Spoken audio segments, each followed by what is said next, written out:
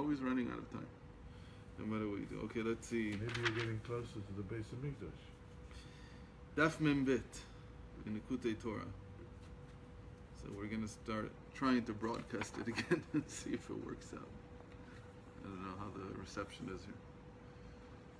So the Dibur, you know what? Dibur matchiz vayu bnei Yisrael b'midbar vayimtzu ish mikoshesh etzim. Mem Bet. Daf Mem Bet. Amud Bet. Okay, down there. Okay. So they were in the desert and they found a man gathering wood. And it was on Shabbos.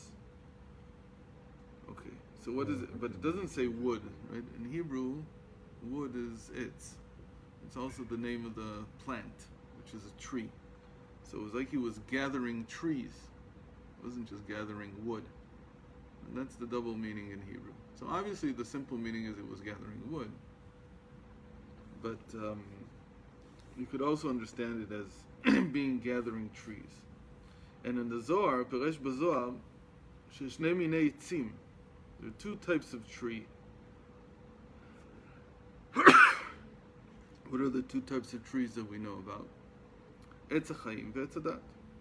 So when Hashem created the world, He planted the garden in Eden, and there were two trees that we know about.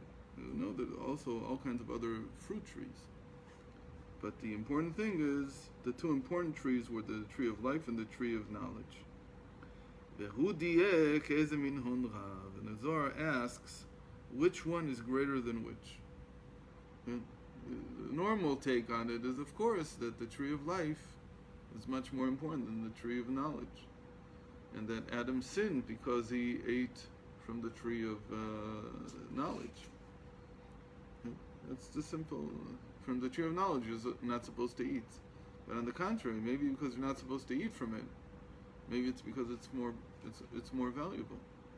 And you're supposed to eat from the tree of life, and then at some point it would become permissible as you gained in stature, as you developed, as you evolved further, and gained in holiness, then you could also eat from the tree of knowledge.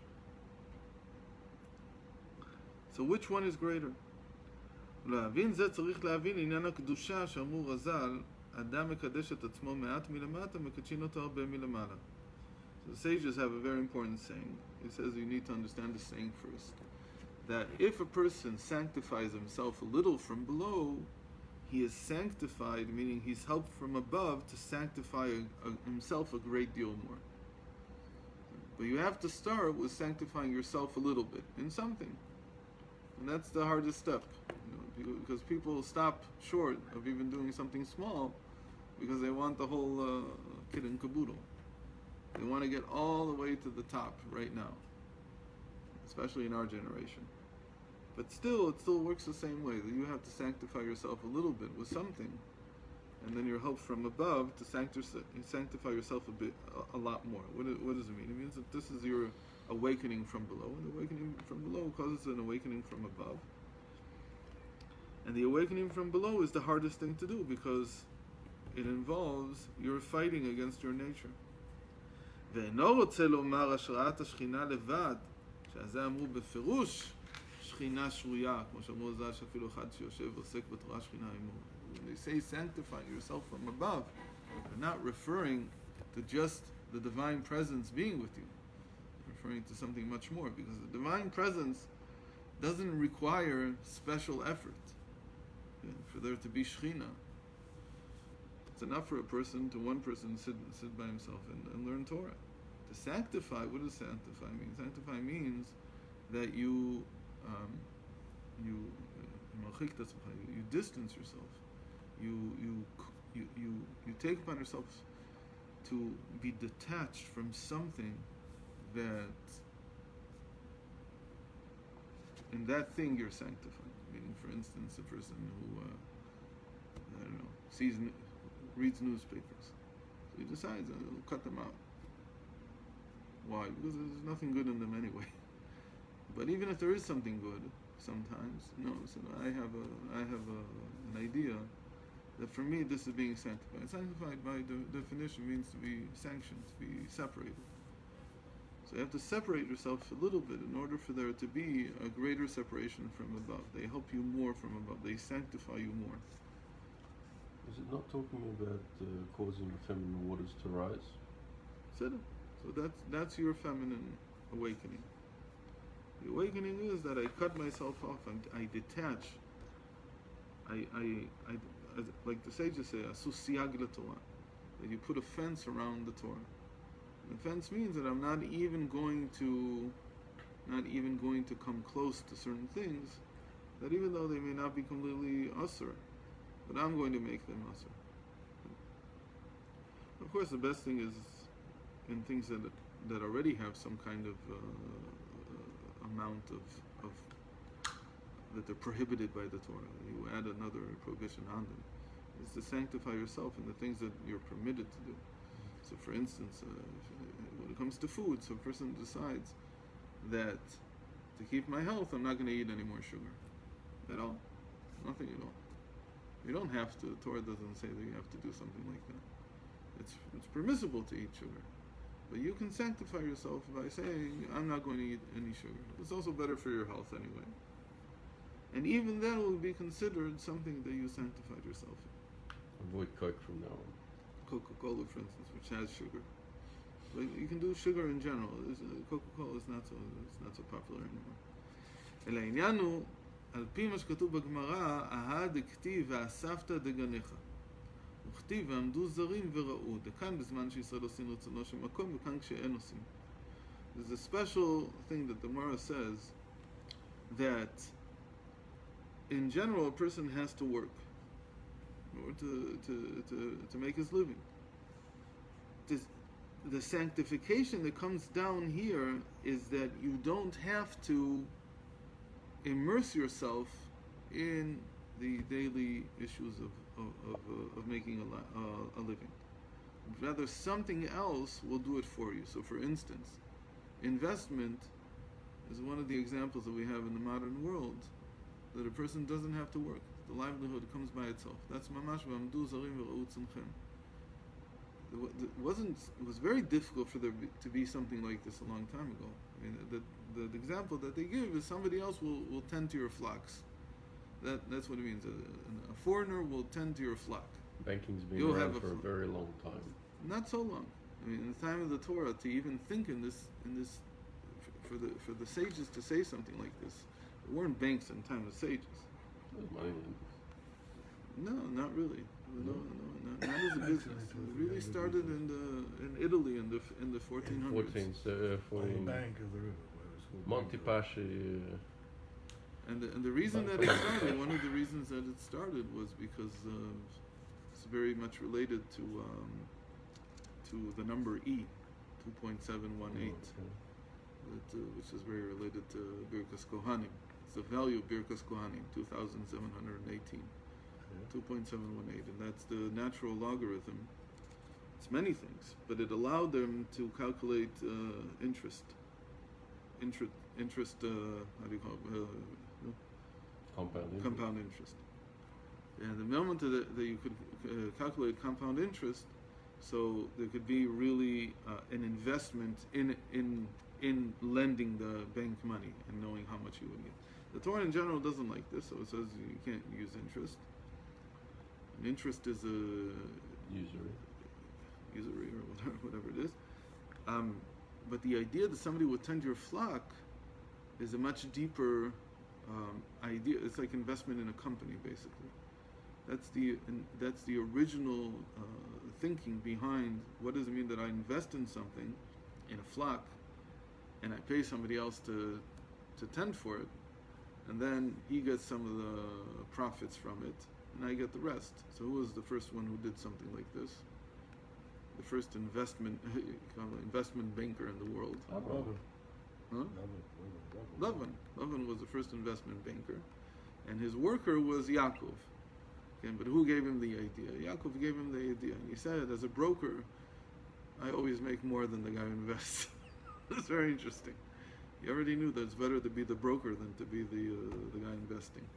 In any case, so he tended the flocks of Lavan, and that's how he became rich. It wasn't his. He had no capital of his own. It's okay. I'll use other people's capital in order to make my own. And that's exactly what he did, and that's permitted. That there's no problem with, because you're investing. You're not paying to use the money. That's what. Well, it's a nest that somebody could take a piece of paper and accept it and give you things for it, when the piece of paper is actually worth nothing whatsoever. So we talked about when we learned about Kisufin, about Avram, who coined money in the first place. You've got a whole heap of those papers in your wallet right now. It's all about. But they are per se not worth anything. That's right. I had a Not per dream a se, a few days ago. I don't remember what it was exactly. I had a dream. I woke up, and I understood what the. There's a sikha from the Rebbe about what the problem with interest is. And he says specifically, the Gemara says that a person who takes interest has no part in the world to come. So he says, what's the connection? So he explains that basically what you're doing is you're taking money for time. Okay? You're saying time, that you're giving me the money to hold for such and such an amount of time. Okay? So the person who's lending me the money says you're paying for the time. You're not paying for the money you give me back. You give me back exactly what I gave you, the loan. With interest. But the interest is paying for the time.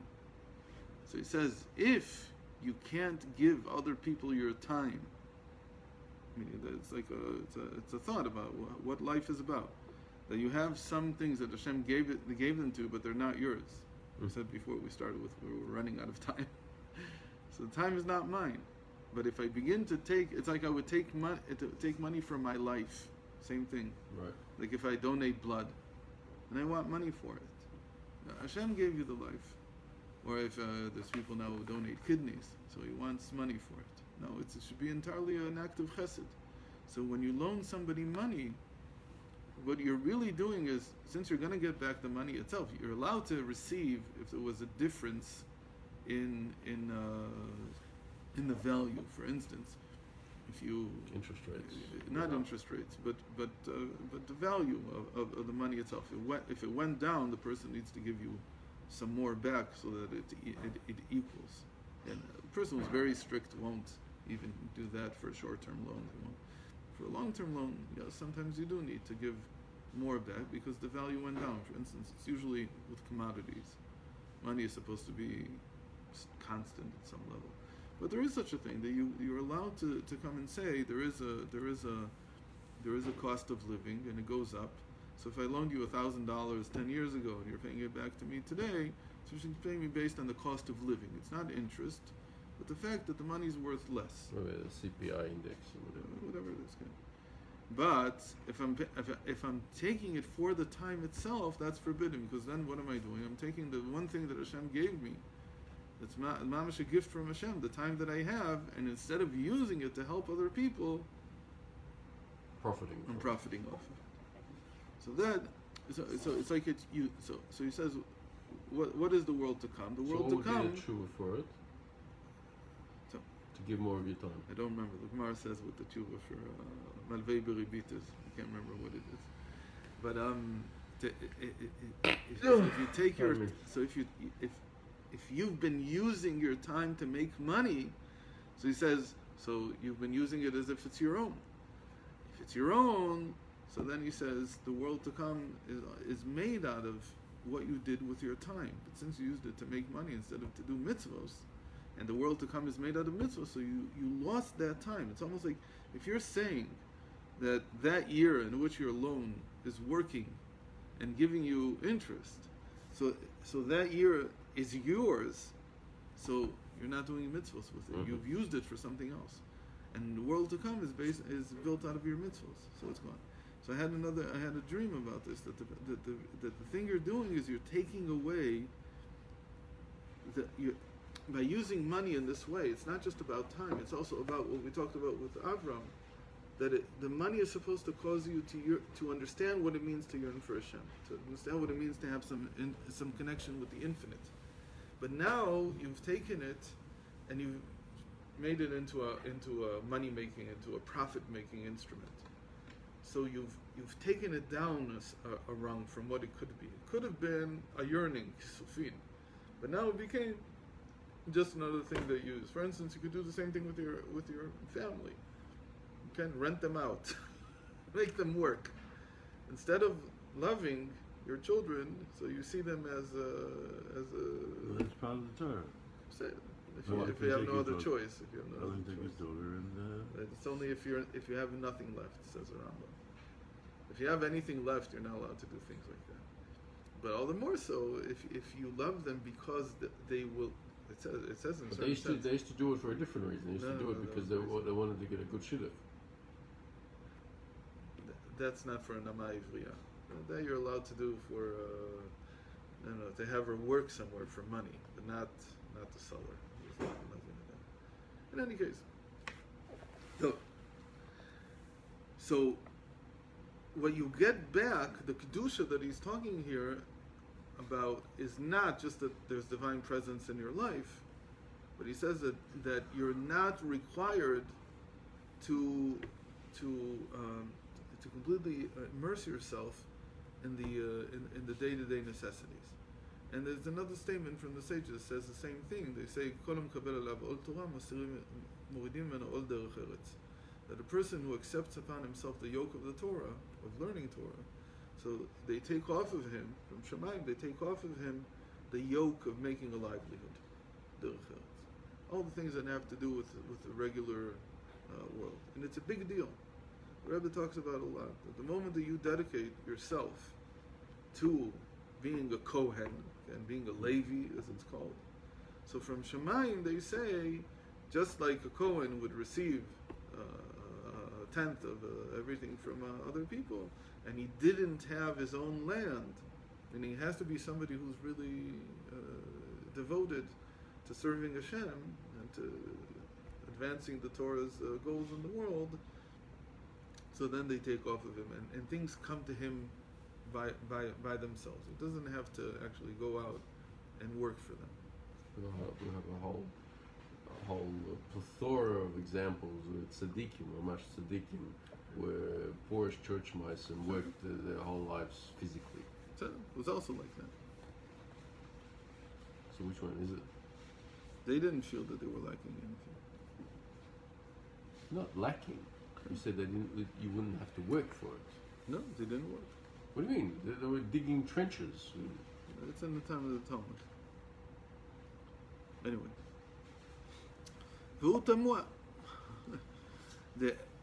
Now, the thing is that you will have to do your own work when you're not involved in Hashem's work.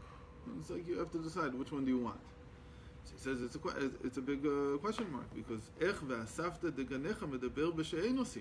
how can you say that this part of the parsha, this is the parsha in Dvarim Yud Aleph, it says "V'asafta deganechem v'tiruscha v'yitzrecha," you will gather your produce. How can you say that this is in a time when you don't perform the divine will? Because the beginning of that parsha, in chapter 11 of Dvarim, is, it says, it says that you've been serving Hashem with all your heart and all your soul. So the difference is that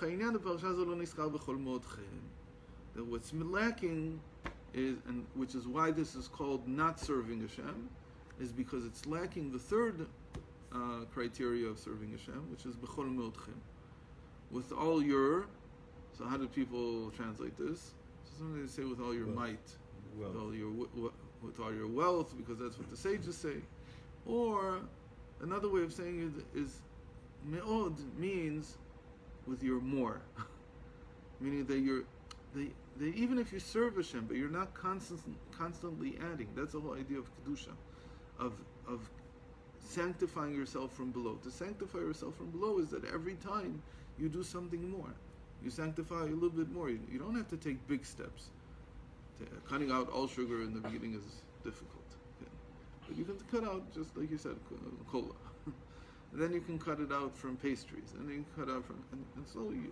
But you have to always work on an uptrend. Always looking to do something more. That's the b'chol me'otchem. If the b'chol me'otchem is missing, so you're not really serving Hashem. This is a very big principle in Chassidus. Trajectory. That there has to be acceleration. You can't just be in a constant movement, even if it's up. But to be constant is actually to be falling back. If you're not constantly changing the amount of sanctification and adding to it, you're actually falling backwards. Why? Because Hashem is always just beyond. By definition, to connect to Hashem, to be holy, to be sanctified means to always look for what's beyond my horizon. And my horizon changes every time that I move. I see a new horizon, and there's something beyond that. Famous story from the Reginer, when he was 3 years old, and he went with his father to the ocean, or the sea, whatever, I guess the Black Sea it was. And then he saw the horizon, and he asked his father, what's after the horizon?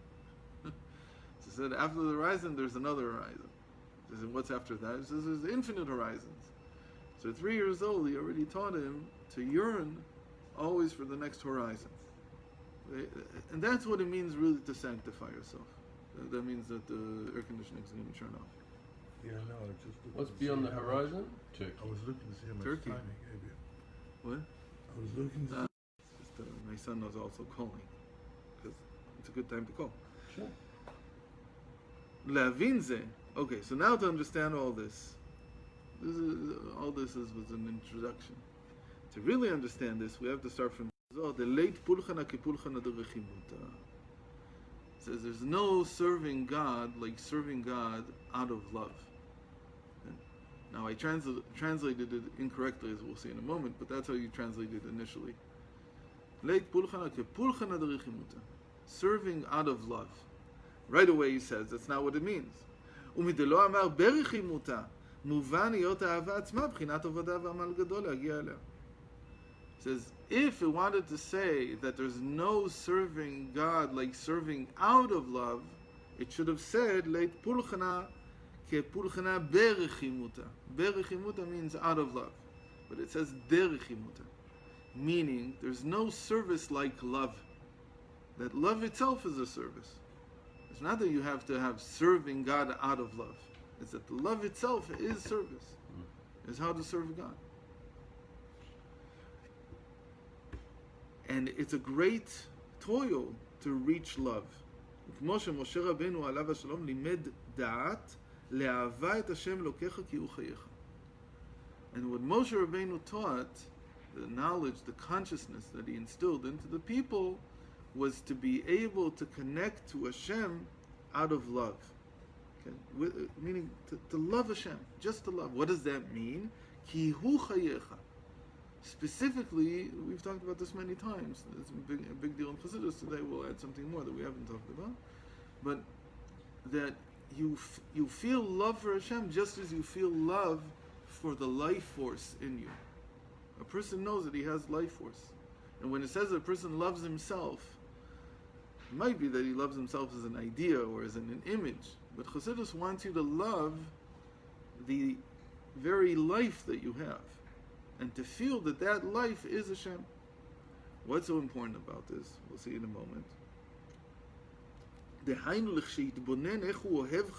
When a person is conscious and mindful of the fact of how he loves the life force in him, and that he wants the life force to continue to be in him, and now the person has to understand that this life force, that's Hashem in you. So if you love that life force, you love Hashem. Okay. We'll add something more today about this, because we've seen this many times.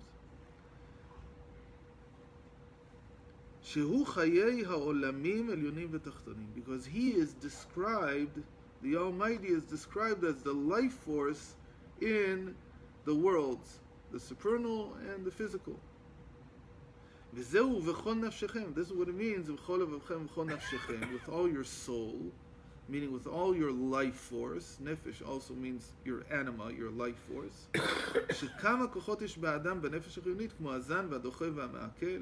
v'chem b'nefesh hasichli, all the powers of the soul and the body, like that there's a power of digestion, and there's a power of turning out the waste, and there's a power of thought.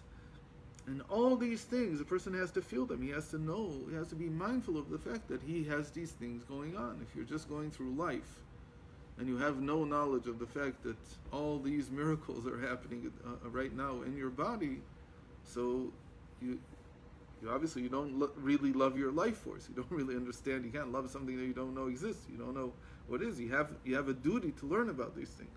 In that sense, you have to. That's what the Rambam says. That you have to learn nature. You have to learn about nature. And the first nature that you have to learn about is the human body's nature.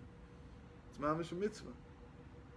And then if you know this, then you can love Hashem, because you understand that that is Hashem. That's the first manifestation of Hashem in a person's life. That he feels all these forces and understands that these forces are Hashem in him. And this is a big chiddush of Chassidus. Why is it such a big chiddush? So now we have to go back to first principles. The first principles, the biggest problem in any kind of attempt to take the Torah seriously is that you have a direct connection between Moshe Rabbeinu, between Moses and the infinite, and Hashem. How is that possible? There's seemingly nothing that can overcome the gap between the infinite and the finite. How could Moshe possibly be able to connect to Hashem and to hear words, and for Hashem to guide him personally? Where does that come from? What is that? What? Skip. It must be some kind of. But how is that even possible? I don't have that. I don't have that. I don't know anybody who has it. Clay. Okay. I don't know what is the Torah talking about.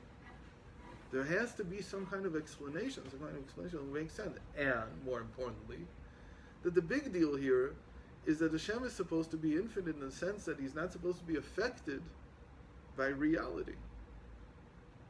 Yet we learn that he is. And yet somehow the pairs make a difference, and it's a two-way street.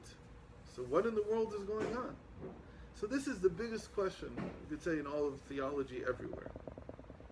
How can there be a connection between the infinite and the finite? So many theologies, like for instance in the East, they gave up on it. They said there is no connection. There's simply no connection.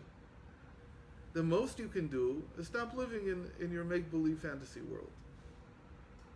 What's your make-believe fantasy world?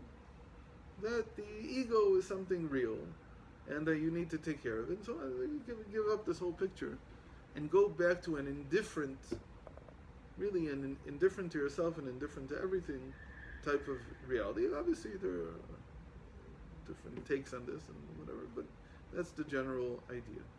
That you have to break. But that causes separation from the world. Sometimes. In general, yes, that's what they talk about. They call it non-commitment. You can't be. That's why you don't marry. To marry is stupid. To have children is ridiculous. All these things they're all part of the fantasy. The fantasy of the ego that I have. I have this, I have that, I have that. That's how they describe the whole thing. To retain ego in the sense that there is an individual here, and he has some kind of connection with God, is very hard to solve. It's a very big question how that's possible. What did the Rambam do? The Rambam, in the time of scholasticism, he used scholastic philosophy to solve that problem. That's what he wrote the Guide of the Perplexed about. He wrote it about solving this question. A lot of people misunderstand him, and they think that the Rambam in the end is giving you a picture of a world that's very cold and very mechanical, as scholastic philosophy based on Aristotle was. It's all these mechanisms, one thing moving another. And then the prime mover is really not connected to anything at the bottom, because it goes through a whole series of movers in between, all kinds of intermediates. And there's no connection back up. So we learned a Torah a long time ago, not so long ago, in Parshat Yitro. We saw Kasher Ufan betoch Ufan was one of the first Torah that the Maggid said after the Baal Shem Tov passed away, and after he received the mantle of leadership a year later. And the Alter Rebbe was taught this Torah by the Maggid's son. And there he gave a very interesting explanation based on the Rambam's conception about how it could be that what's on the bottom is connected to what's on top. And for that we needed a circle. I don't know if you remember it. I think we talked about it. It's the concept of time not being part of the equation. Right. That you can always add another dimension, and by adding another dimension, in that dimension they are connected. It's sort of like what today people talk about, like a wormhole, or some kind of coupling, or a faster than light connection between any two places in the universe, or in between any two particles, or whatever it is. That's sort of what people are looking for a non-local connection. Non-locality in today's mind means that something that's very distant and shouldn't be able to affect you does affect you, and you affect it back. So that's where the whole discussion is going on today, not in the theological world, rather the physical, in the physicals. How did Chassidus solve this question? It didn't talk about physics. It had a theological answer to this. The answer was that you have to the Mekubalim, the Kabbalists, already introduced something called the world of Atzilus. Atzilut, which means the world of emanation. But they didn't 100% explain why it was so important. The Arizal said it's important, but there was no real deep theological explanation behind it. Like a lot of things by the Arizal, it was like a divine intuition that he built a system with. But the explanation of what it's good for was not so clear. Like we said, that it's like schematics, and until you get into the actual, not just the fine, but until you actually use it, it's not clear to you what each part does. And then you begin to, when you start using it, then you begin to understand. What was the basis of Chassidus according to the Alter Rebbe? What he learned from the Maggid and received from the Baal Shem Tov. The Baal Shem Tov was Mechadish. His real new innovation was that there are two types of relationship. There's what we call Etzem v'Itpashtut, what we call Ha'elem v'Gilui. Etzem v'Itpashtut means that, like water, Settles? No, it's Displaces? expanding. You put water and then it starts to expand. Or light, you light a candle and it fills the room with light. That's called etzem v'itpashtut, meaning part of the essence of the thing itself has now distributed. It's expanded to fill other spaces. That's one type of relationship. The other type of relationship is Ha'elem v'Gilui, is that something was concealed and now it becomes revealed. Your air conditioning is still Miracle. Hello. It says on it you need to put in more money. Okay. But it's still going. It's very interesting. So Ha'elem v'Gilui means there's no change in the object itself. It's only being revealed. So in their time, the big example in Chassidus was the flint stone. Mm-hmm. Right? That you take a stone and you strike it, and out comes a spark. So where was this spark before? So the understanding is that the spark was inside the stone somehow. Yesh Mi'ayin, No, it's not Yeshua. No. It's called Ha'elem. That's called Gilui Ha'elem. It's called Ha'elem She'eino B'mtziut. Wasn't there something you made? It wasn't. No. That's how. That's the example. Stone in potential. There's 5 different examples brought. That's the one that was most famous, and it's the one that we call Shalhevet, and it appears throughout Torah, or in the Kutei Torah brings it maybe 50 times. So that's the example. What are other examples that of Ha'elem v'Gilui? So the other one that we've seen many times is that you think and you speak. When you speak, you're revealing the thought, but you're not using up the thought. Right. Meaning you're not taking the thought. It's not like It's a water much better expanding. Example. Much better. No, example. so these were the two. There was a physical one and a psychological one.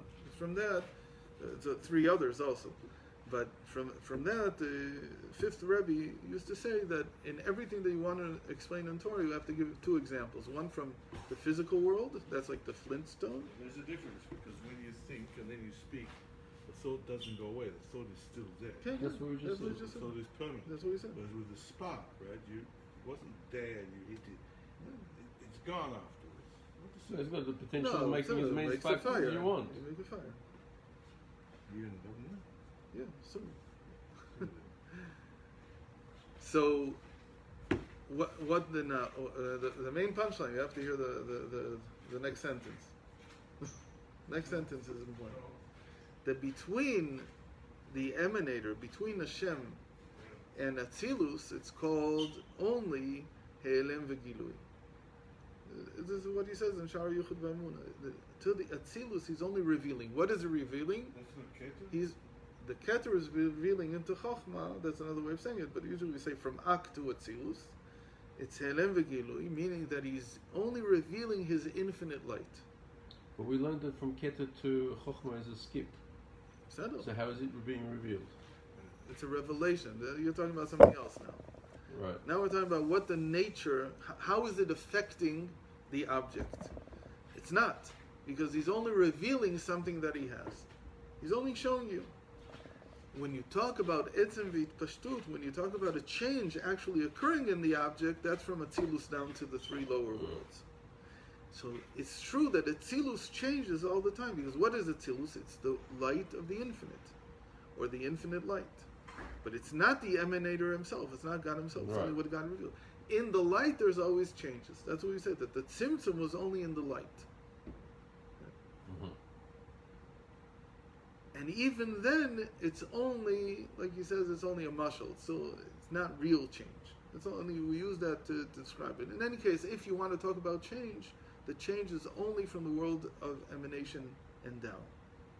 And there's an actual change. So he gives an example of an actual change. He has a second example, the second best example. There's light expanding and water expanding. And the second example of etzem v'itpashtut, of an object and its expansion, or extension you would say today, is force. Mm. So if I have a ball in my hand and I throw it, so I had force in my arm and I created movement, and the movement allowed me to transfer the force to the ball now. So that's why we usually use the example of billiard balls, which is even more understandable. But the idea is that my arm is now different. How's it different? You've lost energy. You've Okay. given from your energy to the ball. Okay? In billiard balls, you see it very clearly, that the moment that you hit another ball, But you only the gave one it- ball stops. But you only because get- it's transferred all the energy to the next ball. So that's why it stops. So it's lost something. It had something and it lost it. It transferred it on. With the billiard ball, I agree with you. With your hand, I don't, because the energy that you gave is only latent energy. It's an energy, though. You turned what you call... But you've got more energy now. No, you don't have more energy. You used up energy. Every time you move your I know, muscle, but now you use up... Okay, but it's a replenishable source. No, it's not a replenishment. You have to eat. If you don't eat, your arms will atrophy. You've used energy. There's no bringing it back from the ball. You can't. No, not from the ball. The only way you can do, you're in. So your system has to regenerate. Right. It has to create new ATP. Same way as a billiard ball Okay. needs to be hit again. Exactly. So that's an example of things changing, and at the same time, I'm not a vessel, meaning I Right. can't receive energy from a ball. If you throw a ball at me and I catch it, I don't get energy. I do get it, but in a mechanical sense, I can't replenish the energy inside my muscle. So I'm not a vessel for that. The billiard ball is a vessel for the next energy and so on, for kinetic energy. I'm not a vessel for kinetic energy. It says that in the future we will be vessels for it. Specifically, we'll be vessels for the kinetic, not kinetic energy, but like the light of the world of Atzilus that we will receive directly, as if we're receiving it from the Ein Sof itself. So we'll be able to receive the Shekhinah. Right. So we'll be able to replenish ourselves from Wow. that. Right now we can't. That'd be awesome. Imagine that. Okay, so Awesome. let's here. Wow. So we'll continue tomorrow, Bezrat Hashem.